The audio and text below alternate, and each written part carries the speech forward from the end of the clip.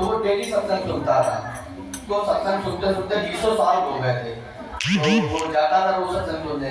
तो अचानक उसको अपने परिवार में कहीं बाहर जाना पड़ा शादी के लिए। तो अपने उसका बेटा था 14 साल का। तो कहता है कि मेरा नागा हो जाएगा।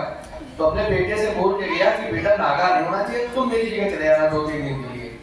तो उसका बेटा भी गया सत्संग सुनने। तो कच्चा मन था वो। तो वो वहाँ बैठा। तो वहाँ महात्मा बोलते हैं कि अगर गाय खा रही हो तो उसको मारना नहीं चाहिए, कभी उसको शांति से खाद लेने देना चाहिए।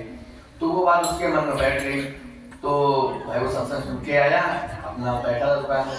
उसके पिताजी भी लौट के आए फिर वहाँ से।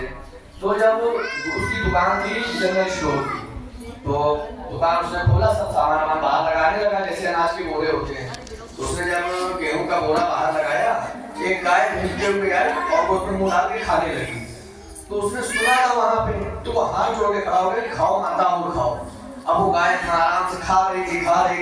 अब उतने में उसका पिता निकल गया, अरे मूर्ख ये क्या कर रहा है, गाय खा रही हो तू खा ना छोड़े, उठा डंडा चार लगा इसके। कहता नहीं पिताजी, सत्संग में तो बोले थे कि गौ अगर खा रही हो तो उसको मारना भगाना नहीं चाहिए, उसको जब तक खा रही खा लेने देना चाहिए। और आप कह रहे हो कि मारो उसको, तो सत्संग में तुम्हें बताया गया है। अरे सत्संग में बोला जाता है सिर्फ सुनने का होता है। मैं 20 साल से सुन रहा हूँ, भैया सुनो तो निकाल दो। तो वो कच्चा मत था, वो सीख गया। उसको लगा कि नहीं महात्मा ने बोला है कि हमारे लिए अच्छी बात है। तो अब वो पिता थे, वो सिर्फ एक कान से सुनते थे, दूसरे कान से निकाल देते थे।